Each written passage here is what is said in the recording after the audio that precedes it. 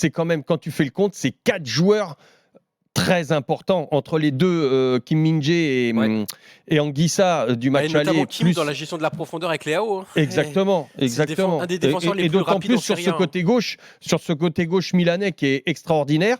T'as le seul qui arrivait à mettre un petit peu de danger, c'était Politano qui se blesse. Tu sais ce qu'il a, non? Ils en parlent, non? Non, pour l'instant on n'a pas d'infos et puis j'ai pas entendu Spalletti parce que je suis avec vous là depuis le coup de sifflet final. Mais j'espère que ce soit grave.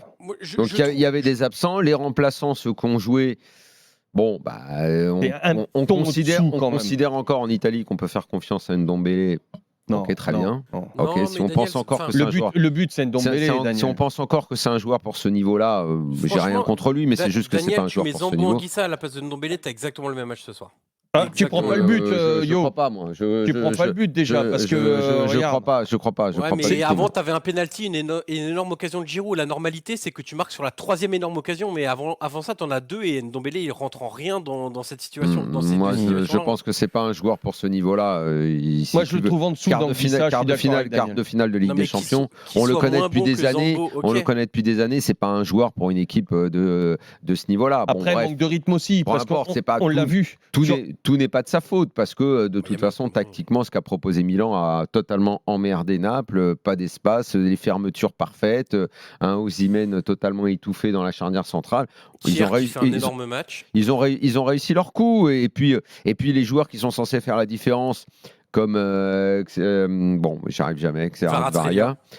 Lui, il est passé à côté du match totalement. Surtout au début. Non, mais c'est pas qu'il est passé à côté du match, parce que les ballons, on lui a donné. Mais il les a bouffés. Tout passe toujours par lui. Il a pas été altruiste au début du match. D'abord parce qu'il s'est retrouvé face à un joueur qui a fait un gros match, Calabria. Et comme à l'aller, Exactement. Calabria, il avait éteint Kvaratskhelia aussi. Et deux, attention, j'aime beaucoup ce joueur, on s'emballe, machin, mais le plus dur de sa carrière, ça va être maintenant, parce que maintenant on l'attend partout. Mais comme beaucoup de joueurs de Naples. Parce qu'il a un dribble et des phases de jeu qui sont assez systématiques. Il fait un peu toujours la même chose, donc il va falloir aussi que lui progresse dans son intelligence de jeu.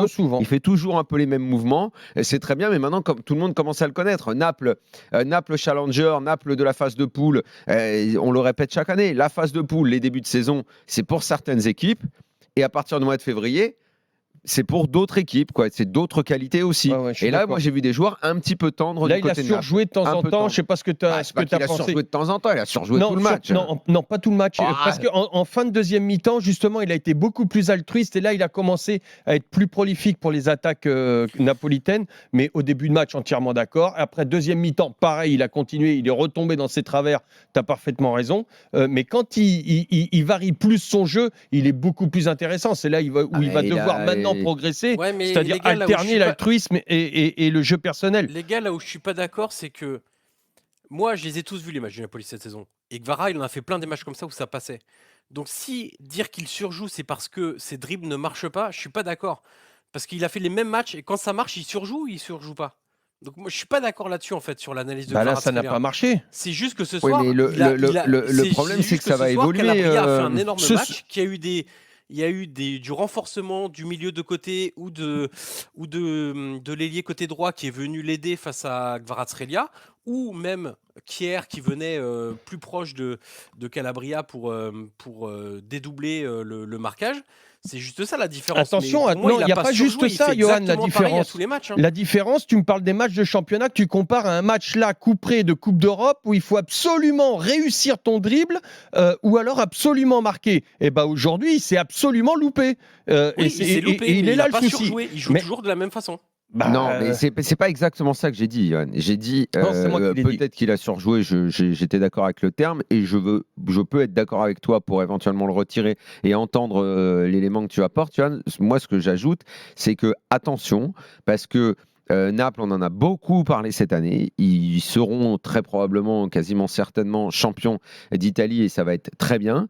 Mais le bon joueur, c'est aussi celui pas forcément qui se réinvente, mais qui fait face à de nouvelles difficultés. Maintenant, il va être, comme tous les autres, ils vont être très attendus. Peut-être qu'il va être sollicité pour un transfert plus important. Il devra changer d'environnement. Il a un systématisme dans son jeu qui, comme tu dis, fonctionne, il n'y a pas de problème, tout le temps jusque-là. Mais là, sauf que maintenant, exactement comme on parlera de Maignan tout à l'heure, et Maignan va devenir un mec qui mange un peu le cerveau des attaquants, on se dit comment on lui met un but à celui-là, lui, ça va être un attaquant dont on va se dire, bon, bah alors lui, je l'ai déjà vu jouer, il est super dangereux, donc j'ai fait plus attention. Et j'ai une vigilance plus grande sur lui. Et il faut, ça va être, c'est ce qu'on appelle les caps de progression, quoi. Il va falloir qu'il en passe un. Ça, c'est certain.